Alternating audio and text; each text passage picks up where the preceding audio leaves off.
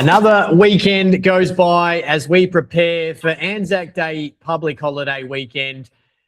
And welcome to another episode of the Hockey Hour. We are getting lots of traction from people who would like to write in to us, but we'll go through that in our mailbag soon. But Jace Gabriel here with you as always, and as always with me, we've got former Hockey-roo Jane Claxton. Welcome, Jane. Thank you. And I'm sad we missed each other on the weekend. We were at the same hockey venue and somehow didn't collide. I'm actually baffled because the first thing I did when I walked down the field at Lemnos onto the pitch, I just walked straight to the dugout and I just popped my bag. I would have been there. The one pregnant woman on the field. Well, I remember Reds playing and I remember there being two ladies. I just was not on the same wavelength or thinking process to think that you would actually be there, and then just walked out onto the field. So, yeah. You're in the zone. You're in the Division 2 zone. Yes, I think I was. To be honest, I had a big afternoon and I'd had a big morning, so I was probably just trying to psych myself up for the game to actually get through it. So, and it was hot, so I was probably worried about that and whether I'd get through. So, yeah, the amount of times we actually see each other and speak to each other, we don't actually like to see each other in person. I know. True. But yes, lovely weekend of hockey. I spent most Saturday and Sunday at hockey. So I was thoroughly hockeyed out by the end of the weekend. But I'll recover and then go again. That's what it's all about. Big show coming up for you. Hockey WA news shortly. The mailbag, as we mentioned, we'll go through the highlights of the TeamStar Premier League. And then we will chat to Jane's brother, Matt. Unbelievably, we've got two Claxtons on the one show, and it's not Bob. I thought it would be Bob first. I know. We're going to chat to Matt, who is my claim to fame, though, that he's Jane's brother, because I'm always Bob's daughter. And so I'm glad people know my name. my brother gets that. He gets, are you Jason's brother? And he's like, yes, I am. Yeah. So I think, I understand where you're coming from. But he's going to chat to us about umpiring and umpire coaching, which I think is a great topic for everyone to learn about some more. So that'll be up later in the show. But let's get straight into the Hockey WA news. And by the time we go to the air, or go out to the podcast world, the Under-21 Hockey Australia Championships, National Championships, would have begun. They're taking place at the EPC Solar Hockey Stadium in Canberra from the 23rd to the 30th of April. And we wish our WA teams, our men and our women, best of luck. Of course, the men are going for an unprecedented fifth consecutive national title, which is just wildly unheard of. We weren't even sure they could get 4, but they did. But 5 would be just incredible, and maybe can throw a few John Cena's out there that you can't see me. Sorry, I've been watching WrestleMania. But they're coached by Len Fernandez, who obviously doubles as the coach of North Coast Raiders, and Tom Keating, who is now a striker now for Westside Wolves. And he was also part of those championship squads in 22, 23 and 24. Mitch Hyde is going to captain the squad for the men, whilst for the women, your good friend, Penelope Penny Squibb, is going to coach the girls, and is going to be very, very suitably assisted by Neil Horgood, who is joining off the back of the WA boys gold team at the under-16. So Harpo just rolling around coaching left, right and centre. If you don't know Neil Horgood, he also coached the Thundersticks. Assistant coached the Thundersticks, but coached the WA Diamonds back in the day, former Kookaburra as well. A lady you know very well was going to captain the squad, Jada Ritchie. So one of our vice captains for Reds. So I'm glad she's given. She's such a great player and very humble. Leads quietly, I would say, but more by action than words. And so it will be. We've got 5 girls playing for WA and then 1 girl playing for NT for Aquinas Hockey Club. So heavily invested in the under-21s.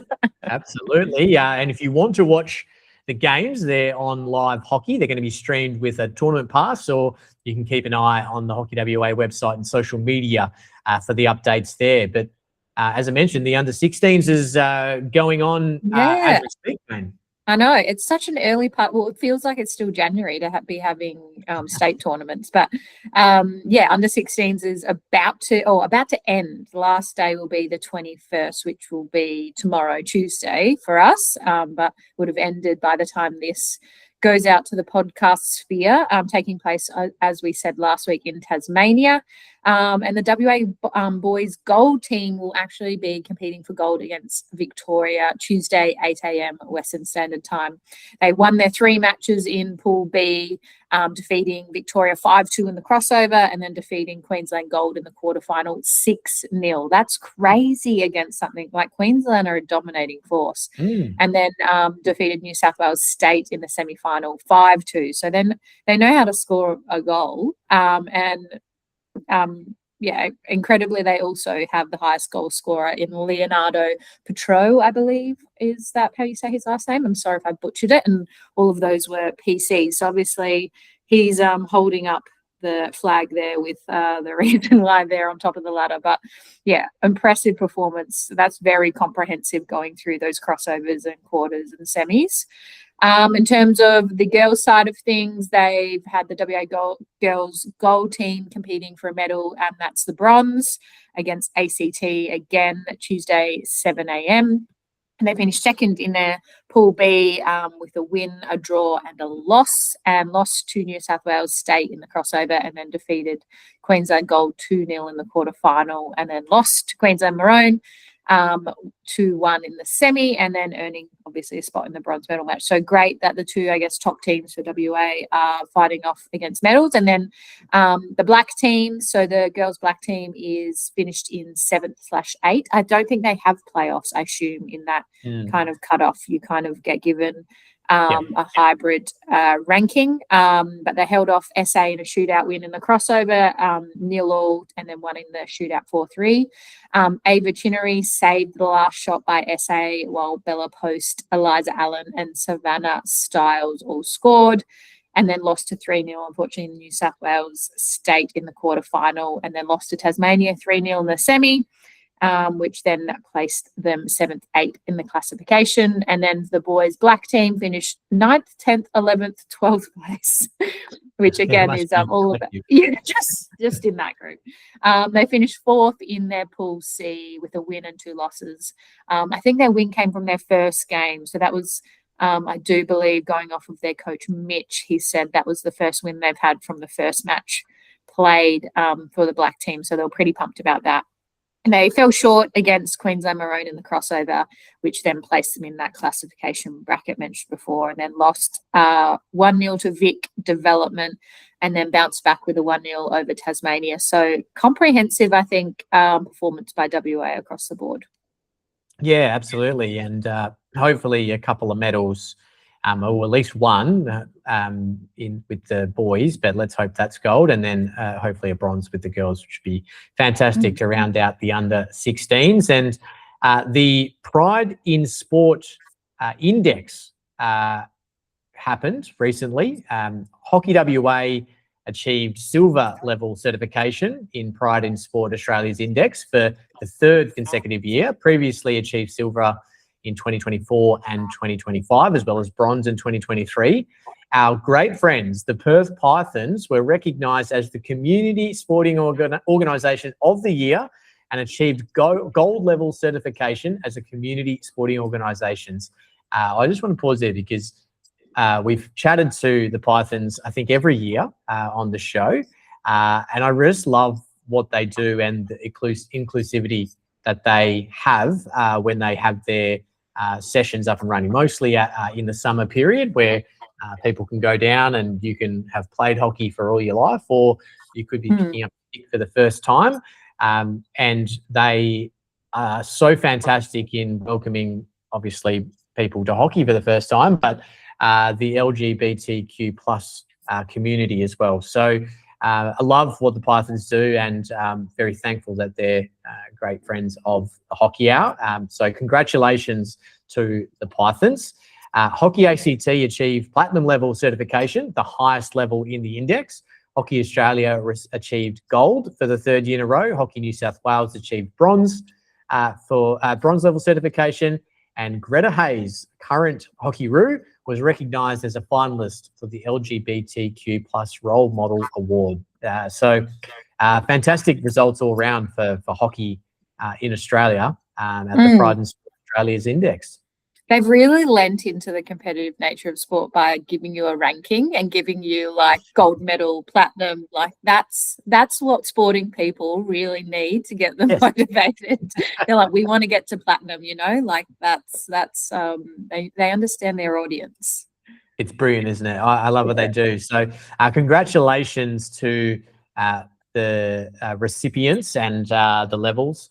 But as I mentioned, most importantly, to the Perth Pythons on their Community Sporting Organisation of the Year award. Let's roll into the mailbag, Jane. We've got a few questions this week. A couple from James Young, who is a full-time, he's actually a man who knows his gin, owns Old Young's distillery. So if you're ever out in the Swan Valley area, make sure you pop into Old Young's, beautiful gin, and they do a very, very nice Pavlova vodka, having lived with James's son for a small period, Dom. But he writes in, he's a big hockey enthusiast, coached Whitfords, I think, for a small period there. I think he was the man who got Anita Punt over to play for a bit. I think he was able to organise that from memory. He might have to confirm for me. But he writes in, hey, Jason, Jane, great job on the pod. Always an excellent listen on the drive to or from the Swan Valley. You asked last week if anyone had a suggestion for a better final series than the new one proposed for Prem 1 this year. So here is my suggestion for a 6-team, 3-week series. This is so comprehensive. This is very well thought through. So week 1 would be elimination. If you finish on top, you get to choose your opponent between 2 to 6. Second place picks their opponent, unless obviously they're chosen by pick 1. And then the 2 remaining teams will play each other. All 3 winners progress to the semi. The highest placed lucky loser progresses as well. So let's say second. He's actually given us a scenario, which we'll touch on shortly. Week 2, his highest placed winner from week 1 picks their opponent again. And then the remaining 2 teams play in semi 2. And then obviously the grand final are the winners of those. So to break it down for you, here's the scenario. So week 1, first place after the season chooses to play 6 and team 1 wins. So that means first place team progresses and the 6th ranked team is eliminated. Second ranking chooses to play 5. So let's say they win. Team ranked 2nd progresses and 5 is eliminated. 3 plays 4, obviously, and 3 wins. They progress, and 4 becomes the lucky loser. So week 2 looks like this. Team 1 obviously gets to choose again, or ranking team, the team ranked first gets to choose again. They choose to play team 4. If they win, they go through to the grand final, and then obviously 2 and a 3 play, and then obviously the winner goes to the grand final. We'll pause there because I really like that. I really like the ability to choose your opponent, knowing in our, I suppose, Premier League that the Hockey-Roos and Kookaburras can come in and out at any time, and I'm sure people have been burnt in the past when they've finished maybe 2nd and then or 3rd, let's say, and then had to play the team with the Kookaburras, or 4th and 5th, for example. Kookaburras or Hockey-Roos come back and then they should have won, but they didn't. So I do like that scenario. Yeah, that was my exact thought process, is I always get annoyed in final series where the finals teams that are across each club are not a replica of what their team that got them to that position is. They've had, Kookaburras, Hockeyroos come back in, and suddenly they're going from 6th position to, we've won the grand final, purely based off of the ins they have post World Cup this year, say. And so I think this really navigates around it. And you can be so tactical and you get a reward for topping the ladder. You don't really get a reward right now in the current format. And so, but also if you say you are 1 and you choose to play 2 because you've looked at the team makeup and gone, okay, let's take on 2, and you lose that match, you then forfeit your ability to then choose the next round who you play, because M2 does. So, it's not necessarily that you kind of carry that all the way through, and you have to still win games and be consistent in that final series. But it would be, and it would add a little bit of flair and tactical nous about who you're choosing. I think that's what I like. I think, I guess the advantage in the current format is that the winner of 1 and 2 gets to play the weaker semi-final. But I guess, it is an advantage, but I don't really see it as one, given the closeness of the competitions now. Like, yes, okay, some teams have finished on top, but I think playing a game and then getting a weaker game, maybe if they had the week off and then played the weaker game, that's more of an advantage. But I like the idea of being able to choose if you're going to have the top 6. So he has provided a more funkier scenario. 1 chooses to play 5 because they like their chances, but then 1 loses. So 5 progresses and 1 will automatically be the lucky loser. 2 chooses to play 4 and wins. 2 progresses, 4 is eliminated. 3 then plays 6, 3 progresses, and 6 is eliminated. Week 2 then looks like, just as you mentioned, Team 2 gets to choose their opponent because they're the highest placed winner from the first week of finals. They choose to play 5.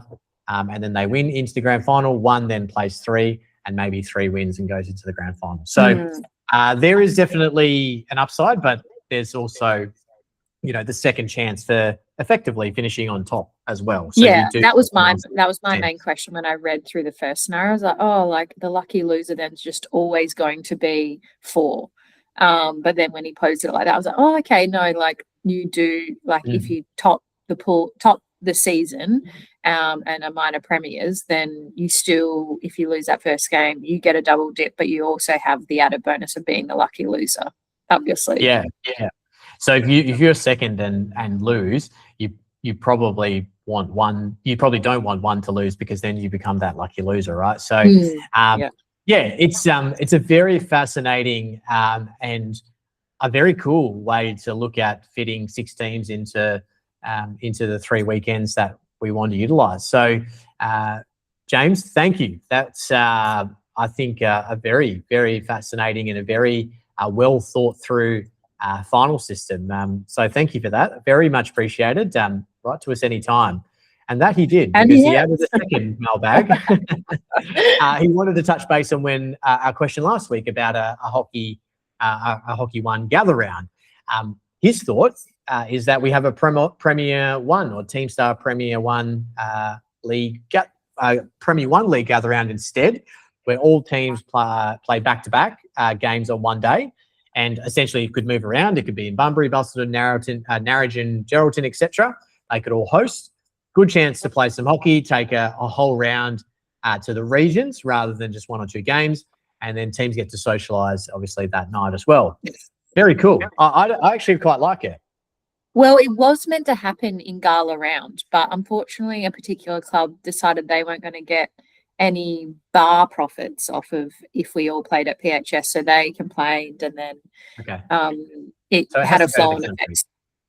So Hockey WA were, I guess, definitely angling towards that this year, and I thought it was going to be great. Like this Gala round, all Premier League teams are going to be at PHS, and you get to see everyone play, and it's almost really great scouting wise, because you get to kind of hang around and see, okay, this is where everyone's at, these are the players in each team. But potentially we have to go to the regional areas and do it to satisfy some of the presidents at certain hockey clubs. I think, I remember, it's obviously going to be a long time, when I debuted, that's how round one was for the Premier League back then, is that, everyone played back to back, and it was basically the first game might have been even at 11 or something like that, and the final game at 6 or whatever it was. But everyone was back to back, and I remember that being quite cool. I think it happened for a couple of years, but yeah, it was a great atmosphere down at the hockey stadium.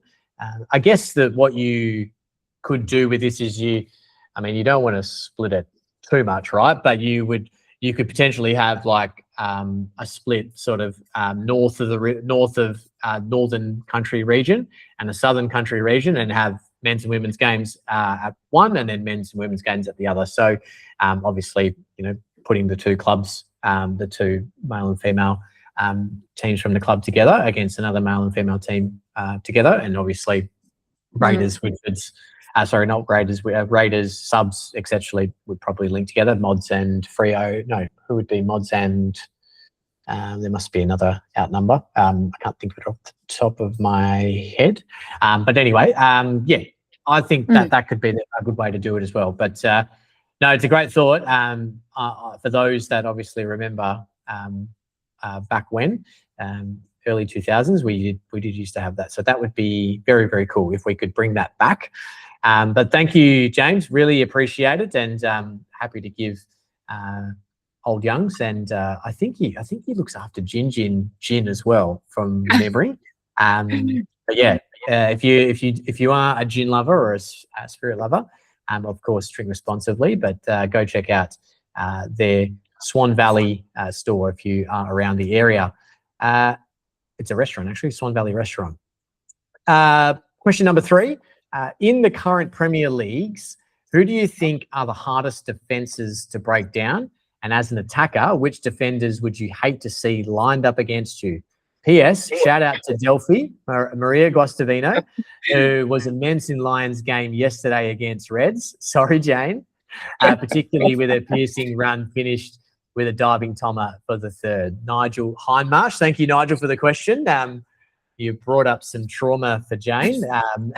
I literally said in the change room after, it's rare that one singular individual wins a game for an opposition. Unfortunately, that happened today because it was 2-2 at that stage, and we were like heavily into the match. And then, she just did I reckon halfway to the circle, I was like, anyone tackle her, anyone.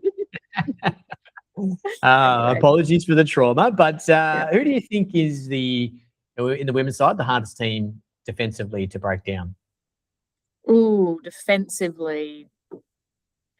Up until the weekend, I thought Lions, but we had a good crack at them, and I was like, oh, okay.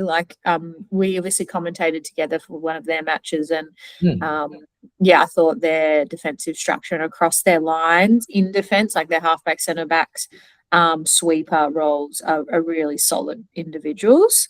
So I definitely think they're still in that category. Who else? You could probably throw potential Wolves in there with Gemma Buckley, Chloe Pendlebury back there. And then obvious Evie in the net. That's quite a formidable trio for them. And then they're obviously missing a few key players back there with injury and things like that, so they're definitely hard ones to score against, and probably proved it, I think, in the final season last year, where they would just defend against Hale, and Hale getting corner after corner, and they were just putting up the wall, and then they would counter attack and got a goal. So I think particularly this year, if you just look at it this year, we haven't played Hale yet, so I'm not too sure about where they line up. They've also got someone like a Kirst Dwyer, who's very handy, and a Cammy in the net. So I haven't played everyone yet, and I think this year it's very different. They make up a lot of teams. Even Whitfords could potentially have a flag there with Penny Squibb just likely trapping them like watermelons. Yeah. A defender that you hate to dribble up towards? Oh, anyone with long reach. Like I always used to hate Jodie Kenny because like you're like, Yes. I've gotten past her. And then Penny is a difficult person, close in, like has incredible hand-eye, knows and very good tactically and where to push you to make her tackle or the scenario a lot less dangerous. I think most people would agree, and then her on ball awareness as well. But Yep, I like it. For me, for probably the men's competition, I think you can't really go past UWA. Well, general back there for a long time, Chris Borza, and then he has people like Matt Fisher, Cam Geddes probably runs around when he needs to in that back group. Nath Sinner, Max Nelson is a young gun on the rise. Kobe Green rolls through there, Jack Leversuch. So their fluidity with their defensive group, and I want to say Flynn Ogilvie probably rolls through there if he needs to as well. So I've always found pressing UWA very difficult based on the fluidity of how they all understand of moving, and they defend quite well as well.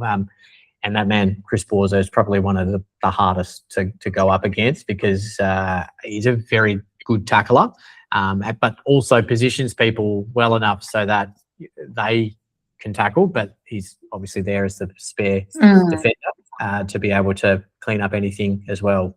So that would be for me, and obviously for Jane. But thank you, Nigel. Great question. I really appreciate that.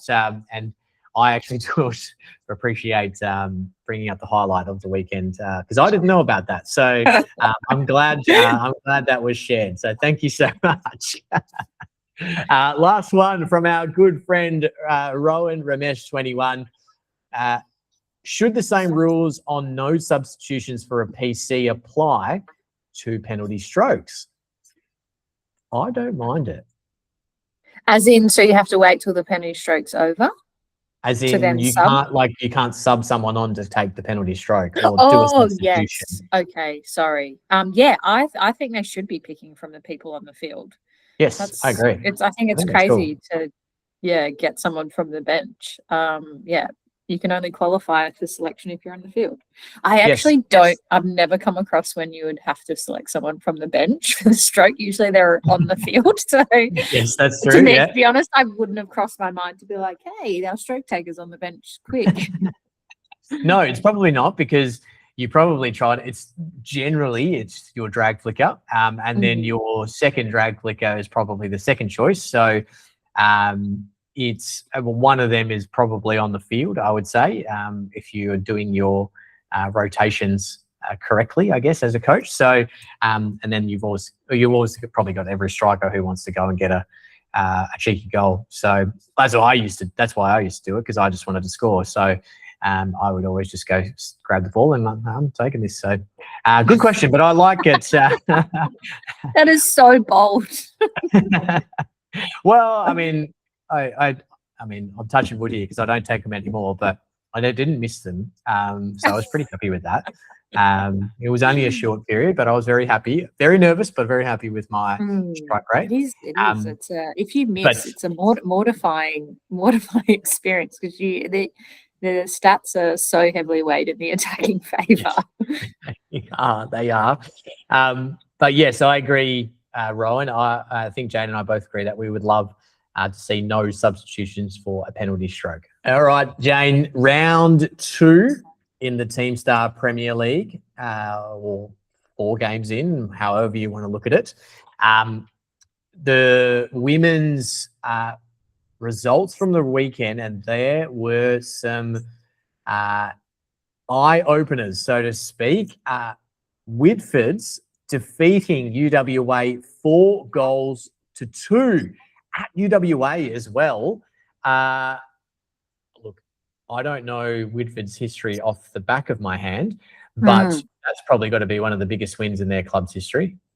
Yeah, I mean, this is really rubbing salt into the wound that's becoming a gaping wound at UWA in the women's side currently. Yeah, they have lost, obviously, some strike power with Nasa Flynn not able to play, Courtney Chanel now at subs, and Lexi Pickering injured at the moment. So there is some youth, specifically in their forward line, and that's probably their Achilles heel at the moment. But from what I've heard, Maddie Brooks hit a good penalty corner and Olivia Shannon hit 2 penalty corners. So obviously makes it difficult in that regard on the set play work. But that is a huge victory for Whitfords. And I'm not trying to make this sound bad, but that's double their wins from last year. So they're on we're a 6th. They're in 6th. So can they talk about finals? Or are we too early? I think it's too early on. I think okay. I know for a fact a lot of the New Zealand players and imports they play, I think, a maximum of 7 games. Okay. So they don't really quite take a team to halfway of the season. So, obviously, Olivia Shannon will be here for a period of time, but I don't, without her, it'll be interesting to see their striking ability, because I know she's a huge ball magnet and a playmaker for them. And currently they have obviously her in the strike line, Brooks in the midfield, Penny in the defence. So they have that real experience through those core spinal positions. So, I think as the season develops, we'll see how the influx and outflux of imports goes. Yep, certainly. Another big result from the weekend was Fremantle Coburn women's first win of the season, 4-2, defeating Wasps. Jenna Ray McIntyre with a hat trick, just to really got the third in the 57th minute to really rub the salt in for Wasps. Great result for them. They're back. They've got now a win on the board. They've probably been improving since we saw them in round 1 commentating against subs, but that's a fantastic probably reward for some of their effort over the last few weeks. Yeah, definitely. And we always flagged that they had a lot of probably progress to make with their way of play. You saw from round 1 they're probably a bit shocked with that, and they had a lot of new people coming into the team, and so they've now had a few weeks under their belt. And so, as I said, you always want to play these types of teams early in the season, because everyone starts to figure out their way of play and develop across the season. And these types of teams can be your bogey team if they've hit their straps. Absolutely. Few other notable mentions over the weekend. A few hat tricks. Maddie Radcliffe, a hat trick against North Coast Raiders, and as we mentioned earlier, Maria Delphi Guastavino, a hat trick against Reds in their victory there. If you can just see this, if you go on to Altius and see the time period, it's a 5-minute period. It is so aggravating. 32 minutes, 37 and 42. 2-1 up. I'm like, and then it was 2-2, and I was like, it's fine. And I'm like, guys, someone. Okay. Anyway. You haven't watched the vision clearly yet because you're not over it. But they get the victory thanks to her 10-minute hat trick. Wolves undefeated. The 37 and 42 is the one. Sorry, I was more pissed off about. But yeah, fair enough. Yep. Clearly you haven't let it go. Yeah, you're not ready no, I haven't let go just yet. But we'll sit on top, undefeated still. Subs and Vic Park in second on 10 points apiece. We look at the leading goal scorer, and Maria Guastavino, or Delphi as she prefers to be known, and Maddie Radcliffe share the lead with 7 goals each. Just having a look at the games for this weekend. Obviously, Anzac Day games, the traditional games between Reds and Fremantle Coburn, as well as Vic Park and Wasps. But obviously, your game not going ahead with under 21s players not playing. Is that correct? Yeah. We missed the next 2 weeks. So, we have some midweek games in May to, be played. We'll have the men's game, of course. I think they play for the David Bell Cup. Is that correct? Yes, yeah, and there will be also a cup for the women, and they'll announce who's that being named after, which soon. But yeah, they've unfortunately, it would have been great to have played on the day and created a little relationship there with Freya on Anzac Day. But yeah. Absolutely. Well, Waston Vic Park will also play, so and that's obviously a tradition as well. So that will be at the Perth Hockey Stadium, and there'll be full service or a service that happens in between, I think, the men's and the women's games normally. The other game I'm looking forward to this weekend is YM and UWA. I think that is going to be very fascinating. YM only narrowly losing to Vic Park on the weekend, but UWA can't really afford to lose more games. So that's going to be a fascinating one. I think YM can pip them, really. Yeah, no, that'll be interesting. Yeah, very spicy. The men's side of the TeamStar Premier League, we had most of the results fall the way they were expected to fall. Probably the biggest one being 6-2 of YMCC defeating Vic Park in Tyler Lovell's 400th game for YMCC. Fantastic effort. Obviously, in the net for obviously all of those, but had a period where obviously he was in the Kookaburras, so he didn't play every game every week all the time, and was obviously away during that time too. So it's a massive effort for him to reach that milestone, missing numbers of games throughout that too, but he probably made them up during the finals series, because the YMCC played a lot of finals and won a lot of finals, getting to the grand final on multiple occasions. So congratulations, Tyler. 400 games. Cooper Burns hitting a hat-trick in that game as well, just to really make known that he is still a strike force at the highest level. UWA defeated Whitfords in Harry Golding's 200th game for the club. If you don't know Harry Golding, he is a member of the Perth Thundersticks, but for a small period there, he had the similar haircut to Bailey Smith from the Geelong Cats Football Club.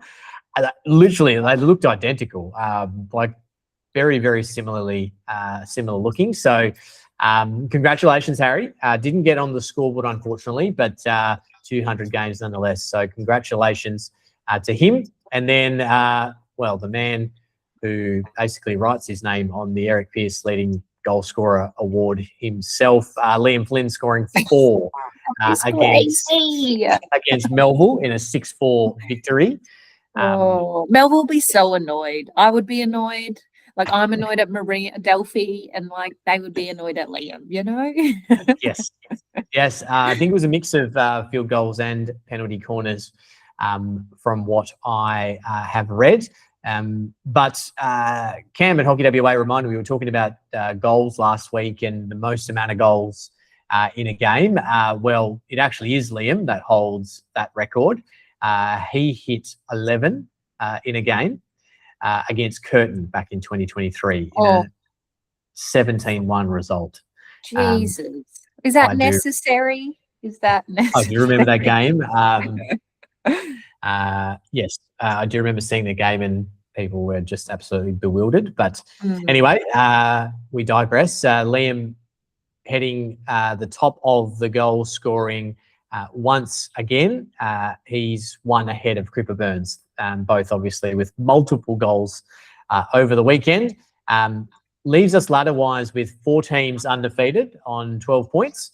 So that will start to break itself up, because the fascinating games of the weekend, I think Freo and Reds will be an absolute cracker on Anzac Day.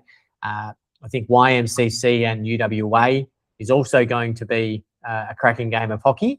And then the other one, I think that's going to be quite close, because I think they're probably on par, is Vic Park and Wasps. So that one also on Anzac Day. So they're the games to look out for this weekend.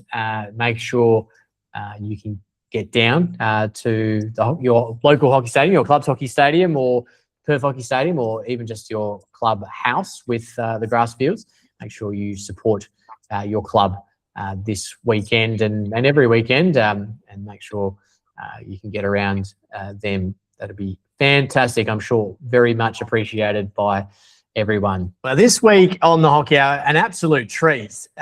We obviously talk to lots of players and coaches, but we also love our umpires and umpiring fraternity. So we decided to get one of the Premier League umpire coaches in Matt Claxton to join us. Welcome to the show, Matt. Thank you for having me. Now, we have to talk about the elephant in the room. Obviously, this is double Claxton on the Hockey Hour episode.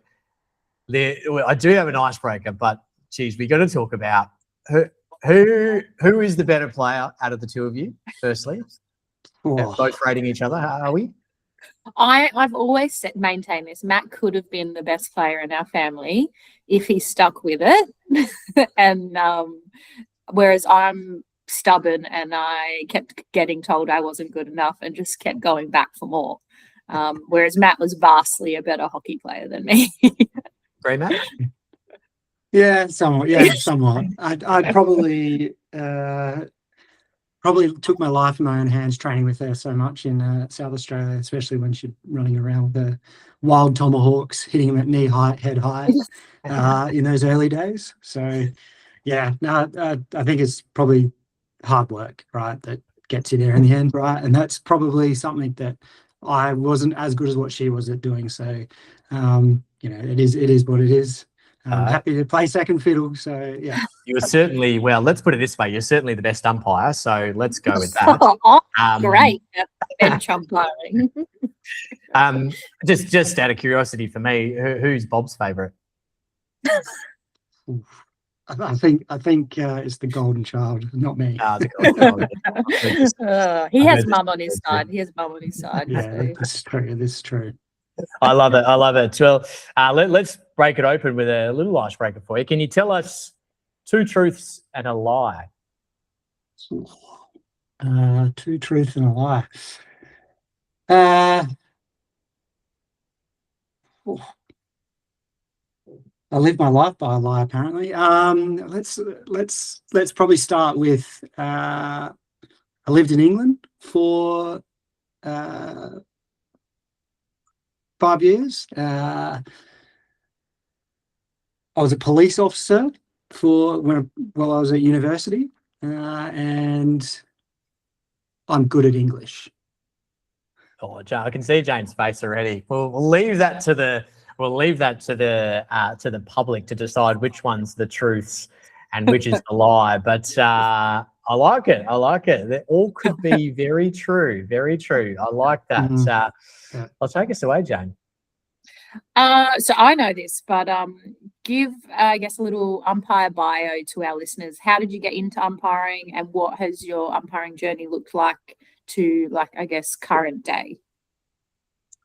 So I had a unique starting point.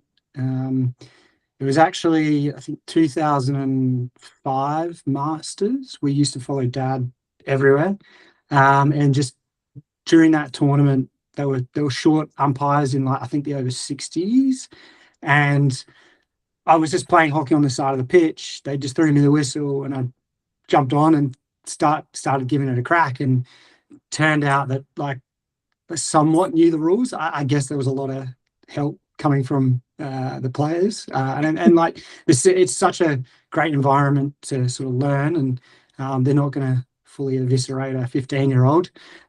So yeah, I got to start there, and then I came home and realized that you could earn pocket money. I think this is pretty similar to most young umpires, is that the money back then was pretty decent. So I got to start, and I was quite fortunate at the hockey club that we were both based at, Burnside.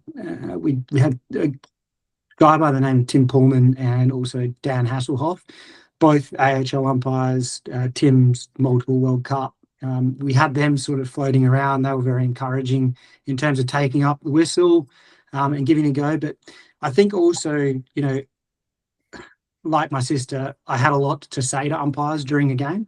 And so, you know, like, I think the conversation sort of went along the lines of, instead of being the one constantly at the umpires, how about you be the one, you know, being on the other side of the whistle? And I think I took that forward and I went, you know what, like, maybe I can actually improve the umpiring sphere by offering that sort of playing lens to it. So yeah, fortunately had a lot of really good mentors in South Australia. And so as time went on, I think I went to under 15, skipped under 18s at Hockey Australia level and went straight to 21s. And at this time I was still sort of had that, you know, young Kookaburra dream. I was the same age as Tom Wickham. We had a really strong age group in South Australia. You know, we were sort of thereabouts. And so playing was sort of happening and whatnot. But the umpiring side was just ticking along and umpiring, you know, local Premier League and whatnot. And sort of got to the point where I'd finished 21s and the pressure started to come on, because at that point they said, listen, like, we want to send you to 21s. I was playing, sort of had done 3 or 4 years of AHL at that point of playing, and sort of persisted with the playing a little bit, and then got to sort of 2014, end of 2014, and I had an opportunity. I remember Poss had flown over to Adelaide to watch some of the players play and said, listen, I think you should move over to Perth. So I came over to Perth in 2015 to chase that dream. It obviously didn't work out for some of us in the family. But the fortunate thing of moving to Perth was you're in such an ecosystem where, you know, there's, you know, great players around, and then at that time there was great umpires. So, you know, I think like personalities like Murray Grime were around at that point. So you really do get immersed in sort of that high performance culture. So I made a decision in 2016 to sort of step back from playing, quite a deliberate step. And I think the ghost, if we remember that satirical Galloping thing, Ghost. the galloping ghost, that year ripped me apart a little bit because one of us had a large off season, let's just say. And so, yeah, like I made a deliberate switch to umpiring, and that year umpired my first AHL, got a semi-final, I believe it was between WA and New South Wales. So things were sort of on the upward trajectory. And then, you know, sort of fast forward to 2019, got my international badge, did Sultan Johor, and then decided that, you know what, Australia isn't for me, and I moved over to the UK. So, and then had been there for 5 years, umpired in their Premier League competitions, and then, yeah, so moved back at the start of last year. Yeah, love it, mate. Yeah, and unfortunately last year it sort of was, I realised that ego and age finally caught up to me, and trying to still play ones in Perth and play double up, play twos, and then umpire 2 games of hockey the weekend. Oof. Fortunately led to me getting a fracture in my leg, in my femur, and that put me out for Hockey 1 and in terms of umpiring that. So since sort of August, I've been a spectator, and it's been actually really refreshing to actually just sit on the sidelines and help the young umpires, help our middle panel, and do all those sorts of things. Yeah, brilliant. We're going to touch base on what you do shortly, but yeah, a few drive-bys for you there, Jane, and none of them false, to be fair. I appreciate. I won't argue. Your siblings always got the most honest take on your personality. No, it's. I remember you being around and umpiring and trying to play, and yeah, and it's a credit to you to be able to do both. It's, you know, personally, I've always found player umpires, you know, very, very good, and it certainly helps to understand what players trying to do. However, it's not the most important. So, no, it's a fantastic journey that you've had. What, I guess, umpire accreditation levels are there, and sort of how do you progress through those? Yeah, so I think I started in quite a unique situation where I did do, like, I think back in the day, like Grange Hockey Club, I did like a written assessment back then, and I don't think that's as prevalent now, in that it's much more practical. There's sort of Hockey WA will run effectively like a level 1 community umpire sort of course, and the clubs also do that themselves. And from there, then it becomes less about sort of like the theoretical application of the rules, so the exams and stuff like that. But I think that's, especially in a game like hockey, is not really required. It's the practical output. Yes, you've got to understand what the rules say word for word, but you've got to be able to practically apply them in the right way. And so I think a lot more emphasis on going through those accreditations is around the practical application side of things. So, yeah, I from my side of things, I think I've only sort of sat one sort of, I suppose, formal assessment, and then since then it's just get out there and blow the whistle, and then get things wrong and get things right, and get feedback at the end of it, and learn as you go. Awesome. And so flipping, I guess, the switch here, and obviously current day, and you've mentioned how being injured has put you on the sidelines a bit, but through that you've actually got a role with Hockey WA in a coaching capacity as an umpire coach.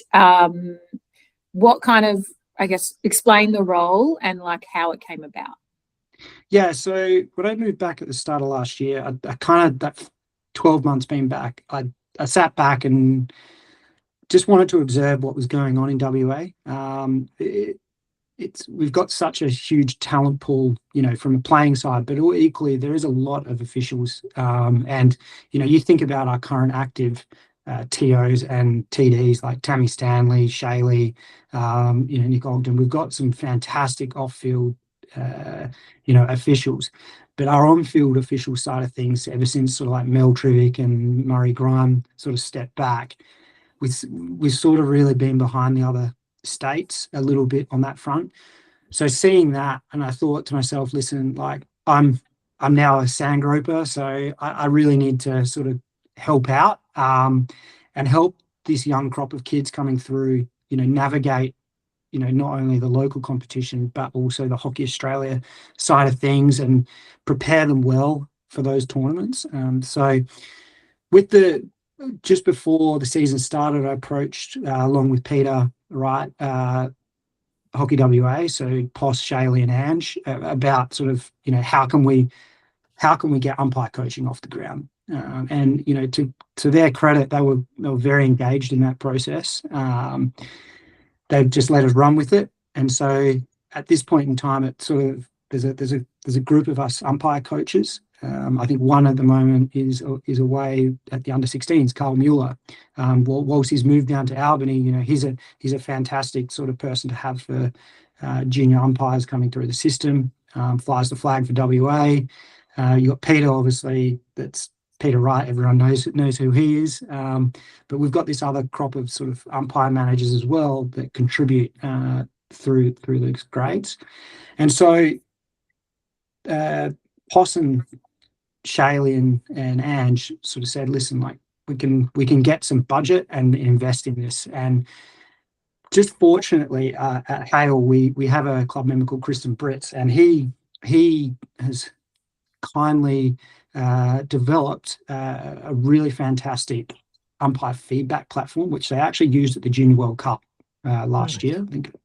And it enables the umpire coach or manager to just sit there and assess in line with what the FIH marking rubric is. So that tool, not only over a period of time, you can have different umpire coaches assessing, giving scores. It aggregates up the scores, and it sort of uses an unbiased AI feature in the background to aggregate feedback directly for the umpire straight after the game. So you'll quite often now see the umpire coaches after the game sitting with the umpires and with an iPad or an iPhone out, and that's what they're filling in.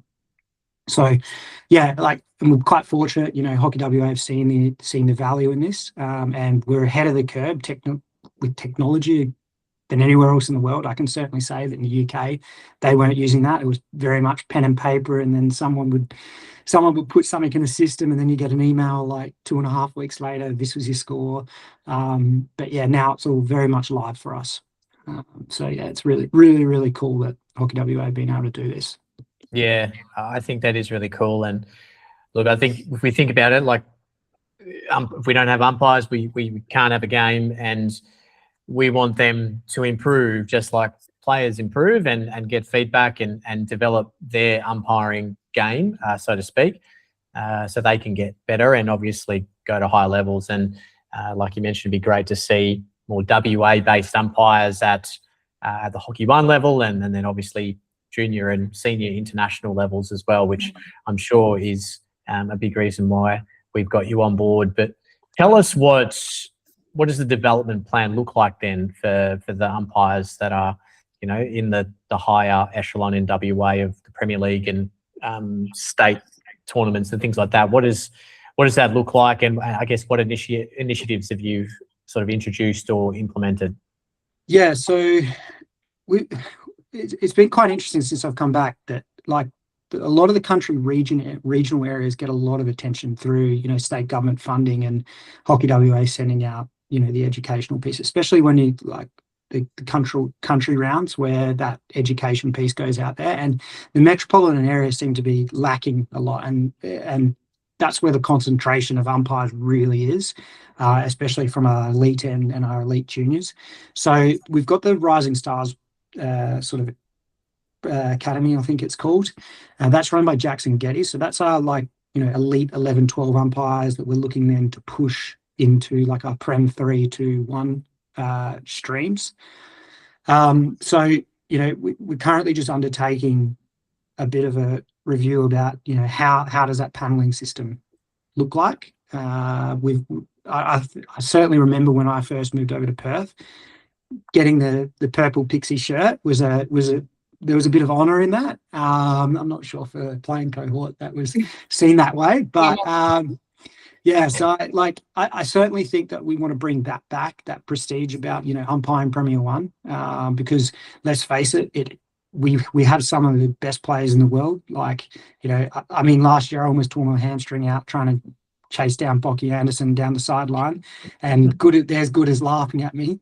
So, you know, like when you've got players like that of that sort of caliber running around the competition as umpires, you know, we're going to make that Premier One competition and that the umpiring that a privilege. So the way that we've got to go about doing that is, you know, setting the structures below to set that as the ultimate reward. And at the moment, that's what we're trying to do is, you know, score umpires, give them direct feedback, and say, hey, like this is where you can improve. And it's all angled at, you know, we would love to have, you know, 50 umpires to pick from that can all umpire Premier One, because that obviously means that our depth is huge. And, you know, as you two week in, week out get critical at the umpires, hopefully it limits the mistakes that happen because, you know, we're human. So yeah, that we really want to build out the pool of umpires.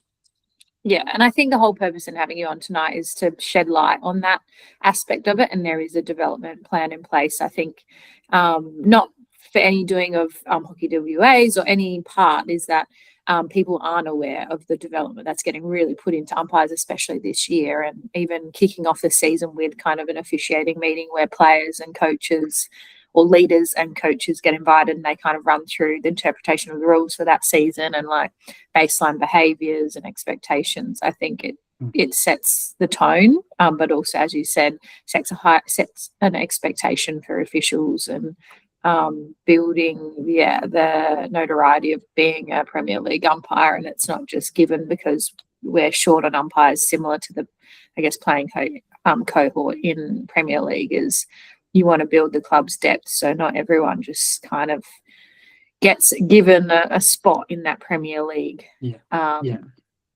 competition. So in terms of this is probably maybe a personal question for me. What's your biggest recommendation for players or coaches in terms of building relationships with umpires and how to go about that, I guess? Notebook, Jane. Get your notebook out. Yeah, well, I mean, you certainly didn't listen to Dad when we were growing up. It's easier to play with 13 players than 11, right? So, you know, I think over my time, I've certainly learnt with being on the playing side with umpires, there's certainly an approach that you can take because they are human, and we're all we're all capable of getting angry at someone. If you approach someone in an angry manner, they're immediately either going to get defensive or offensive. And it just depends on their personality type. So I think it's really important as players and coaches, we just got to sort of think, right, is my approach here going to land the way that I want it to land with the official? And I think once you answer that question and take that deep breath, then some sort of logic can prevail. And you know what? Like, I don't know an umpire that goes out there and goes out of their way to sort of stuff games up deliberately.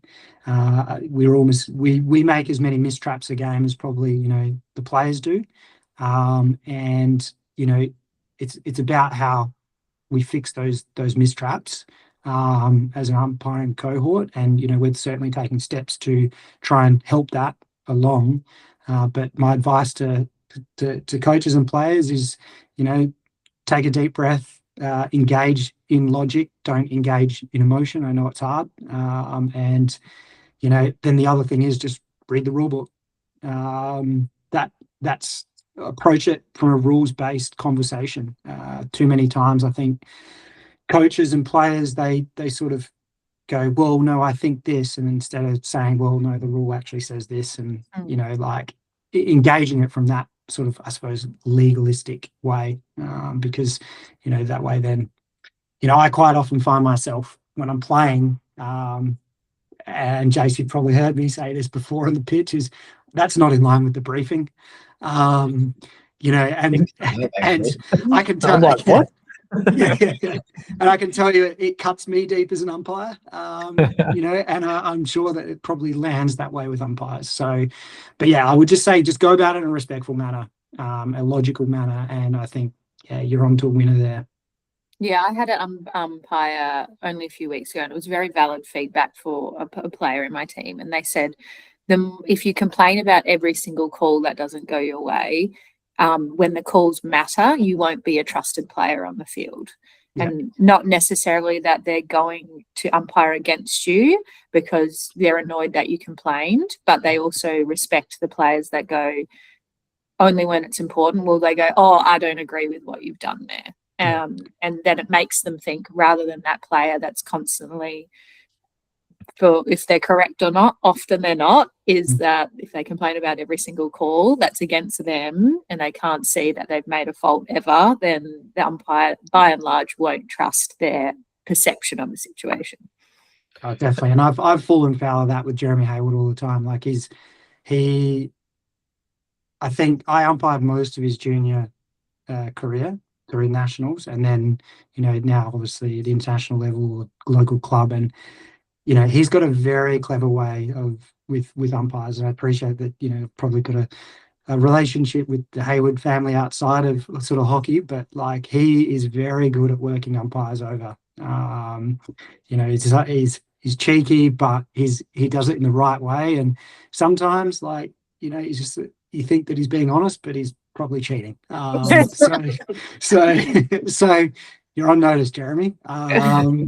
Yeah, but again, that's the sort of game smarts that players will try and pull the wool over your eyes. But it resonates well with umpires, and I've definitely fallen foul of it with him in particular sometimes. So yeah. Game awareness, I think, is probably the better way we might say. I don't think Jez is. We don't want to put Jeremy Hayward and cheating in the same context. We know what you mean. No. Game smarts is definitely where you're going. That's for sure. I very much know exactly what you're talking about. Jez is very, very clever with how he approaches. He's never angry, but it's a question. He kind of, the way he words things is very clever and probably engages the conversation. So there is some easy advice. If it's a difficult thing to do, I completely agree, to take the emotion out of it. You're in the heat of battle against another team, and it's could be tight, it could be you could be losing, whatever it is. So if you're having a conversation where it's more of a query than and a direct sort of that's wrong type of verbal, definitely allows for more conversation. And I know there are a lot of umpires who are good with that conversation and probably appreciate it more. So big tip there for players and coaches alike. I know there are coaches who pull their hair out a fair bit on the sideline and probably give the same drive-bys on the way through if you're on that side umpiring. So, it's certainly one that I think we can all improve on. As difficult as it can be, it certainly can be improved. Now, let's give you one more, mate, and probably the most important one as well. If we have listeners that are wanting to get into umpiring with Hockey WA at whatever level, what's the process for them? Who do they contact? Well, it obviously starts at the club level. I'll give you a really good example of where, tooling for umpiring came from. I think down south towards Narrogin, a club member reached out to Hockey WA and they simply wanted to get access to radios. So what I would say, that immediately came across to myself and Peter, and we sort of navigated them, and I think they've now ordered a set of radios down for some country hockey, which is fantastic. So simply reaching out to Hockey WA, they can steer you in the right path, but generally it starts at the club level, and that's where most people get their start, right? So get there, and then we'll see you on the Prem 1, 2, 3 panels in a few years' time, eh?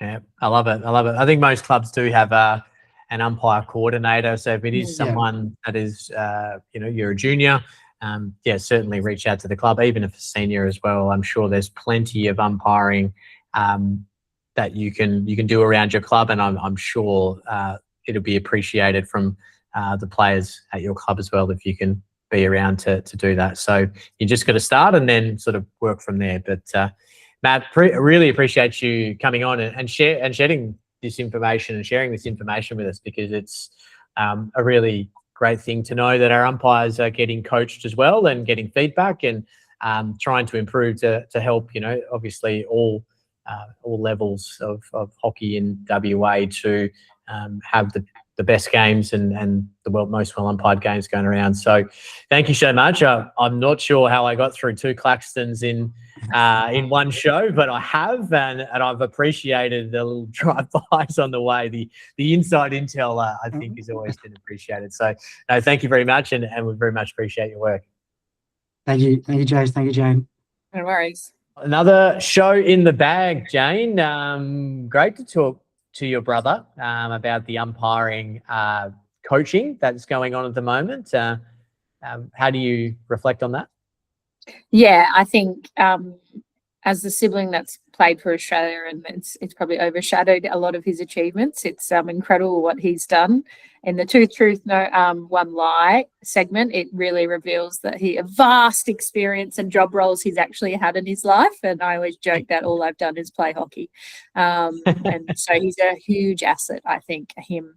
In the kind of officiating coaching role, and he's got so many ideas, and he's brought them back from the UK, and he's so invested in making the officiating space a high performance space, and really promoting the Hockey WA umpires to, as he said, national level again, and having more representation. Then we've obviously had a strong era, and then it kind of has faded away. You can travel the world being an official, and so.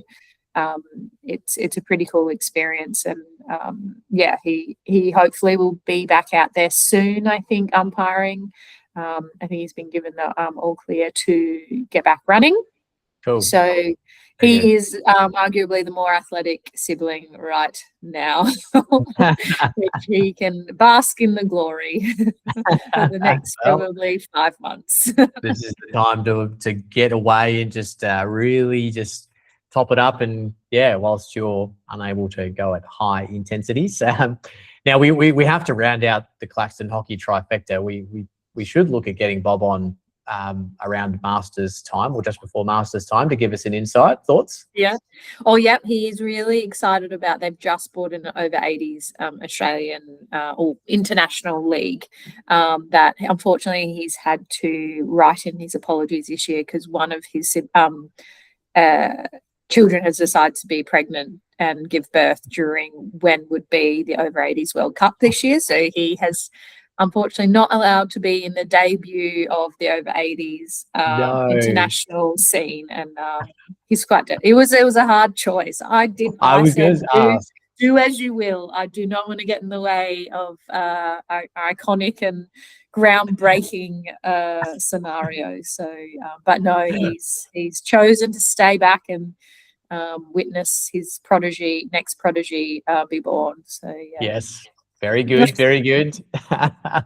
Well, if you haven't caught our previous episodes, make sure you do so on wherever you catch your podcasts, or you can catch us on YouTube as well.